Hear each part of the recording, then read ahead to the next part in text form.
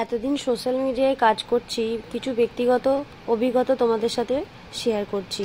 সেটা হলো কিছু কিছু মানুষের কাজই হচ্ছে দেখবে লোককে ছোট করা, লোককে ক্রিটিসাইজ করা, লোকের বদনাম করা, লোকের কমেন্ট বক্সে গিয়ে উল্টোপাল্টা লেখা। তো তেমনই কিছু মুখোমুখি আমি কিছুদিন ধরে হয়ে আসছি। পার্টিকুলার একজনই মানুষ যিনি আমার ফেসবুক, ইনস্টাগ্রাম, ইউটিউবে সমানে আমাকে ফলো করবেন এবং নিচের কমেন্ট বক্সে আলাদা আলাদা কমেন্ট করে যাবেন উল্টোপাল্টা, মানে নিচু দেখাবার চেষ্টা করেন। তাদের উদ্দেশ্যে একটা কথাই বলতে চাই, দেখো, লোককে ক্রিটিসাইজ করে তুমি জীবনে কিছু করতে পারবে না। আর লোককে ক্রিটিসাইজ করতে করতে তুমি এমন একটা জায়গায় চলে যাবে যে নিজে কোনো শান্তি পাবে না।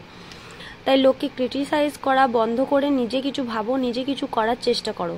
দেখো, এই জ্ঞানের ভিডিও বা আমি যাই দিচ্ছি, এই যে প্যানপ্যানানি তুমি যে লিখেছো কমেন্টে, তো তোমার উদ্দেশ্যে একটা কথাই বলতে চাই, আমি যাই দিই আমার প্রোফাইলে তো শেয়ার করছি। তোমার যদি অসুবিধা হয় তুমি আমার প্রোফাইলে এসো না, আমার ভিডিও দেখো না, এর থেকে বেশি কিছু তো বলতে পারি না। আমি এই বিষয়টা নিয়ে কিছু বলবো না ভাবছিলাম, আমি এড়িয়ে যাব ভাবছিলাম। আমার হাজব্যান্ড বলল যে তুই তোর কাজ করে যা, কে কি বললো, কে কি ভাবলো সেটা নিয়ে মাথা ব্যথা করে লাভ নেই। কারণ তার কথা ভেবে তুই তোর মূল্যবান সময়টা নষ্ট করিস না, সে তোর সময়টা ডিজার্ভ করে না। তো তার কথাটা মাথায় রেখে মানে আমি ভাবলাম কিছু বলবো না। বাট কি বলতো, মেয়েদের মন তো, বিশেষ করে আমি আমার মতো করে, মানে আমি যখন কোনো কোথা থেকেও কষ্ট পাই তখন সেটা নিয়ে ভাবতেই থাকি, আমি ভুলে যেতে পারি না। তো তাই এই ভিডিওটা করতে আমি বাধ্য হলাম। ভেবেছিলাম ভালো কোনো ভিডিও তোমাদের সামনে প্রেজেন্ট করব, বাট এরকম সিচুয়েশন আসবে আমি বুঝতে পারিনি।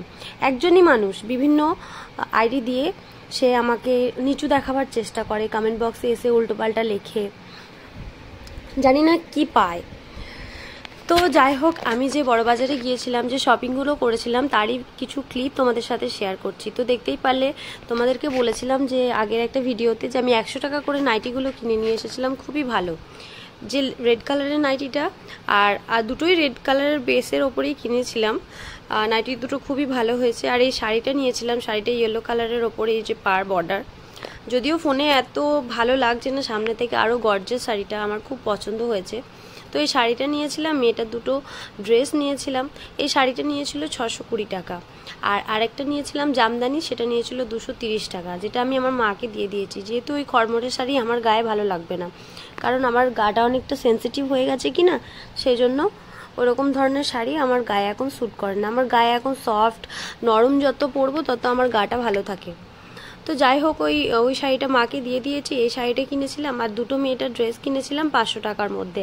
মেয়েটার ড্রেসগুলোর মধ্যে একটা ছিল রেড কালারের টপ আর হোয়াইট কালারের স্কার্ট, যেটা খুবই দেখতে খুব সুন্দর লাগছিল আর মেয়েটার গায়ে ফিট হয়ে বসছিল। প্রথমে ভেবেছিলাম যে সাইজ ইস্যু হবে, কিন্তু সাইজের কোনো প্রবলেম হয়নি, দেখতে খুবই সুন্দর ছিল আর খুব কমফোর্টেবল। আর এত অ্যাফোর্ডেবল প্রাইসে এত সুন্দর সুন্দর জিনিস পাবো আমি আশা করিনি। তো এটা একটা নিয়েছিলাম। আর একটা জিনিস নিয়েছিলাম, সেটা হচ্ছে প্লাজো প্যান্ট আর টপের শেড যেগুলো হয়, এই যে এটা নিয়েছিলাম। তো এসে যখন পরালাম এটাকে, এটা একটু হালকা টাইট হচ্ছে, এটা বেশি দিন পরতে পারবে না। তো অতটা সাইজের মাপ আমি বুঝতে পারি না। আবার কি বলো তো, সবাই বড় বড় নে বলে, বাট মেয়েটা যখনই বড় বড় কোনো ড্রেস কিনি সেটা আর বেশি দিন মানে পুরনো হয়ে যায়, দিয়ে আর পরা হয়ে ওঠে না। তো সেই জন্য এবারে গায়ের মাপে মাপেই নিয়েছিলাম। তো পয়লা বৈশাখে এখন আর কিছু কেনাকাটি আমি করতে পারবো না ফিনান্সিয়াল কিছু প্রবলেমের কারণে, তাই এগুলোই পয়লা বৈশাখের বাজার হিসেবে ধরে নিচ্ছি। আর দুটো শার্ট কিনেছিলাম, শার্ট দুটো ড্রেসও করে নিয়েছিল, খুবই ভালো। আর দুটো শাড়ি বললাম তোমাদের, দুটো নাইটি আর মেয়েটার এই দুটো ড্রেস। তো তোমাদের কেমন লাগলো জানিও। আর আমি তোমাদের সাথে এরপরে আরও নতুন কোনো ভিডিও শেয়ার করব। ভালোবাসা দিও, পাশে থেকো। আর আমি যত ভাবি যে এসব মানুষকে আমি পাত্তা দেব না, কোনো কথা গায়ে মাখবো না, বাট কি বলো তো, ওই লাস্টে যখন বিছানায় মাথাটা দিই সব কথা মাথাতে চলেই আসে, কি আর করা যাবে, অ্যাভয়েড করতে হবে। তোমরা ভালো থেকো, সুস্থ থেকো, আমার ভিডিও দেখো। টাটা সবাইকে, লাভ ইউ অল।